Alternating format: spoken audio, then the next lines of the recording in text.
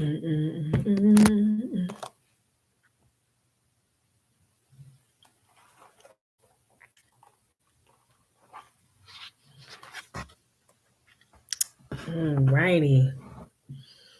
What's up? Welcome back to another story from The People Could Fly. Today's story is Manuel Had a Riddle. I was debating, was I going to say Manuel? I wasn't sure, but I think Emmanuel, because we're talking about Black American folk tales, right? So I think it's not Manuel, like that's my role, but like Emmanuel. So Manuel. We're gonna go with Manuel. All right. This is a folk tale from the Cape Verde Islands that depicts episodic adventure. It seems to say that facts are facts, and yet the facts, can be altered by the proper outcome of a riddle. It is one of many variations on the theme of the princess who asks riddles with the sack of lies motif. There are several whistle and sack of lies variations. Another version is the child born with a whistle in its hand. The child would go out to whistle, and all the rats in the world would come to listen. The king hears of the whistle, wants it, etc. The child must bring him several sacks of lies or be put to death. Interesting. Okay, this is a little lengthy one, so get settled in, get your blankets. I think we're gonna go with Manuel. Manuel had a riddle. There was a king had a daughter, and the king told his kingdom that he would give a fortune in gold to anyone who could guess the riddle of the princess. But if the guesser guessed wrong, the princess would have his head cut off. In the kingdom, there was a woman who had a smart son. His name was Manuel. She was a widow, and they were very poor. Manuel told his mother that he was going to the palace to try to guess the riddle of the princess and get them a fortune. Even better, he said, he would try to give the princess a riddle to guess first. His mother begged him not to. Manuel, do not go, she pleaded with him. 25 men have died because they could not guess the riddle of the princess. Nobody escapes.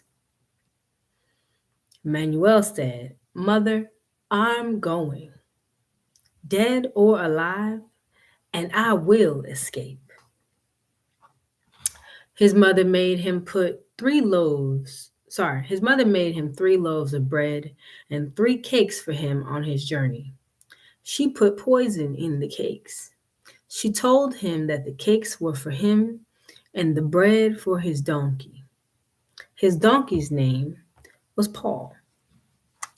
After they had traveled all the morning, Manuel felt hungry.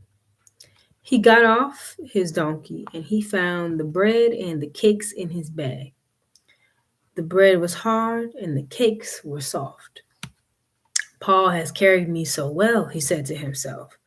I will give him the soft cakes and eat the hard bread myself. When Paul ate the cakes, he fell down dead.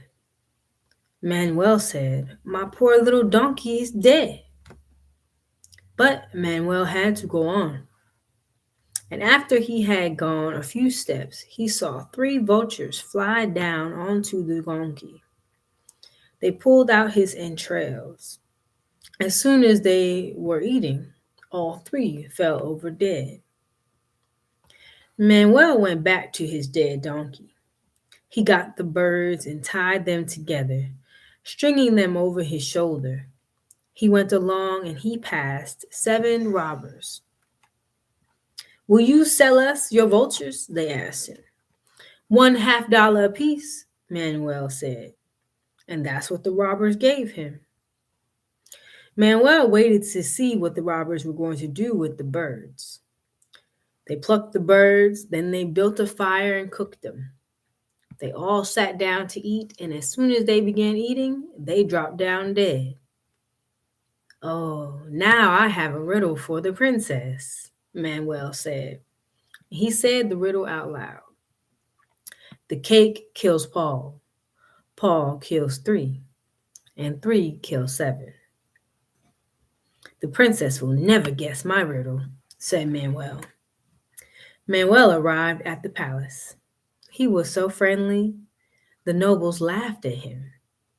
He told everybody he had come to ask the princess a riddle. The king asked him, "Do you know what you are doing, young man?" Manuel said, "Oh, yes, I know.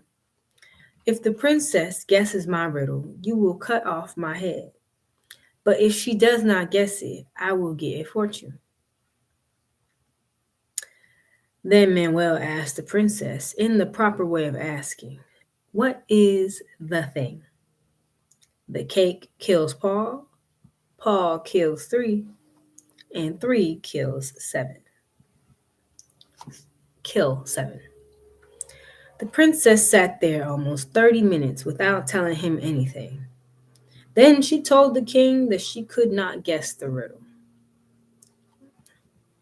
The cake kills Paul, Paul kills three, and three kill seven.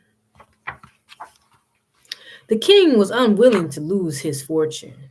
He told Manuel, "Young man, you still have something you must do before you receive my fortune.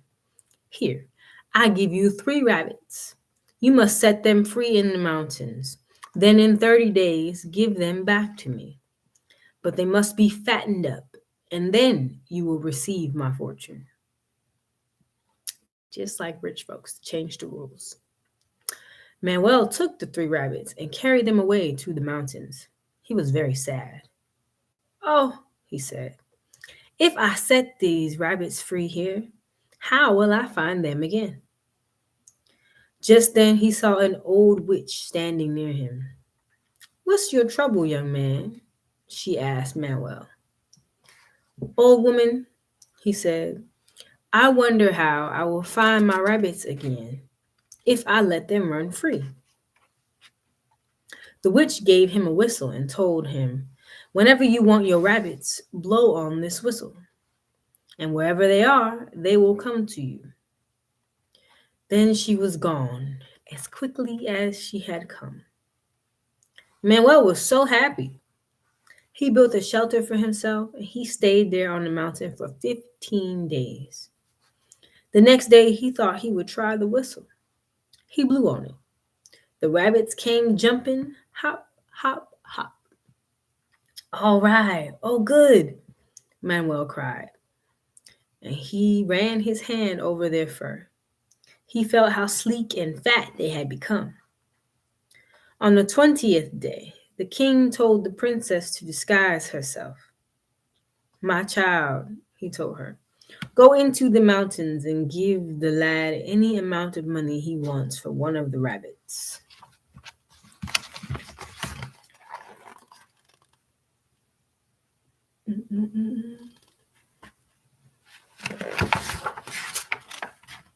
So she did that. And when she got to the mountains, she found Manuel. Manuel, what are you doing here?" she asked him. "I'm fattening my three rabbits to take to the king," said Manuel. "What, in all these mountains?" she asked. "How can you find them again?" "I have a whistle that brings them to me," he said. "I'd love to see it." So Manuel took out the whistle. He blew on it, and the three rabbits came hopping along, fatter than they were before. One of them had a black spot on its side. The princess said, "Sell me the spotted one." "No, I can't," Manuel said. "I have to take it to the king." But the princess begged him. "I'll give you this bag of money I have if you will sell the spotted one to me," she said.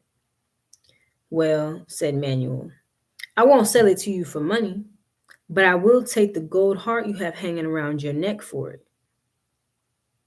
So the princess had to give Manuel the gold heart for the rabbit. She put the spotted rabbit in a basket and covered it with a cloth. Then she set the basket in front of her on her horse. She said goodbye and went away. After she had left, Manuel was sorry for the loss of one of his rabbits. He thought he would whistle for it, and as soon as he did, the rabbit came jumping back to him. When the princess reached home, she told the king and queen what must have happened to the spotted rabbit. You don't know very much, the queen said to her. This time I will go get the rabbit.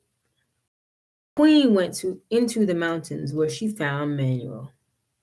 Manuel said to himself, first came the daughter, and now comes the queen. I will fix her too. The queen said to Manuel, young man, what are you doing in this place? Oh, I am fattening 3 rabbits to take to the king in just 8 days. You are trying to fatten rabbits out here? Said the queen. How can you fatten them when you can't even see them? Well, I can see them whenever I wish, said Manuel. Oh, let me see you then, said the queen. So Manuel blew on the whistle and 3 fat rabbits came hop, hop, hopping. Sell me the one with the black spot, the queen commanded. I have enough money in this bag to make you rich for your whole life. No, said Manuel. I cannot sell it for money, but I'll give you the spotted rabbit in exchange for the bracelet you are wearing. Certainly, said the queen, but it doesn't cost anything. Now, give me the rabbit.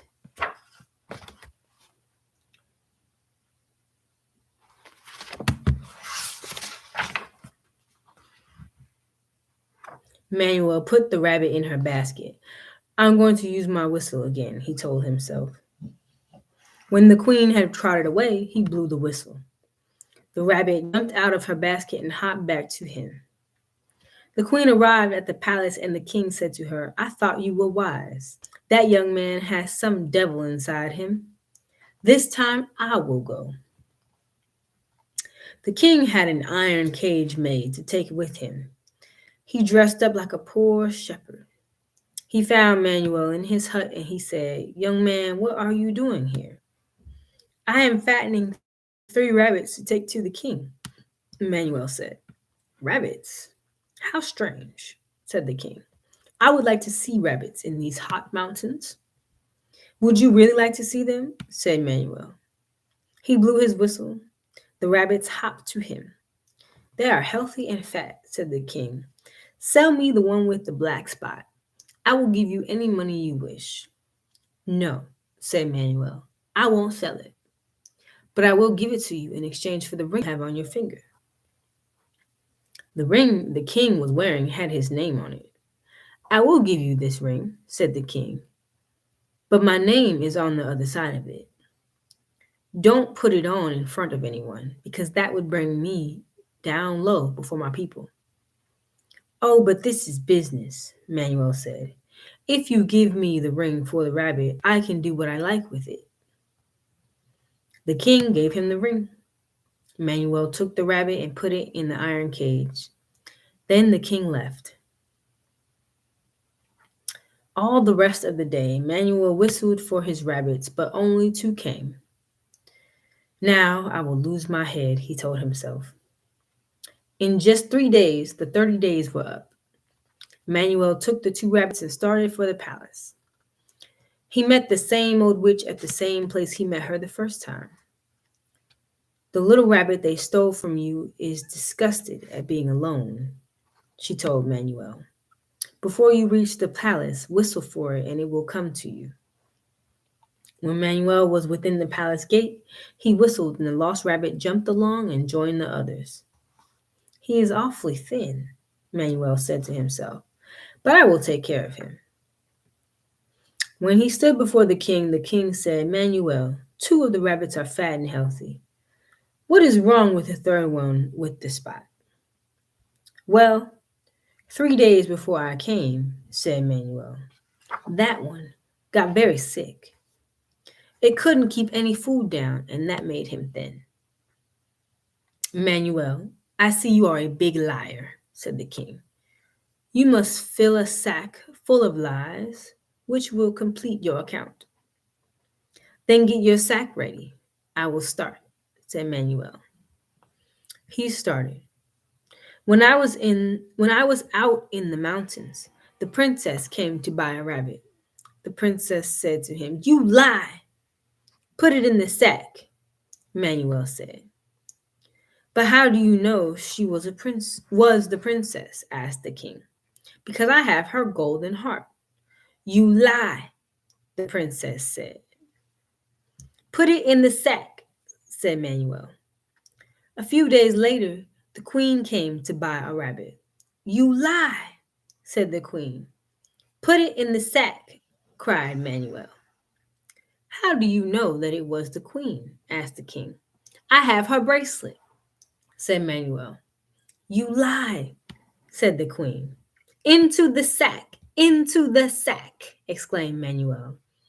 When it lacked 3 days of the time for me to return, the king himself came to buy one of my rabbits.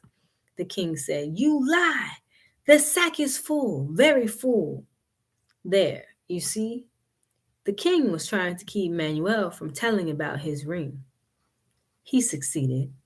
Manuel didn't tell. He got his fortune and he took it to his mother. He and his mother then had a lot of everything, and ever after they lived happily. You lie. Put it in the sack. I like this one. Probably because it was a little longer. Okay. And then I think we have reached the beginning of this section of the beautiful girl of the moon tower, because next week we have the beautiful girl of the moon tower, as we finish off the end of the tales of the real, extravagant, and fanciful. Thank y'all for joining in.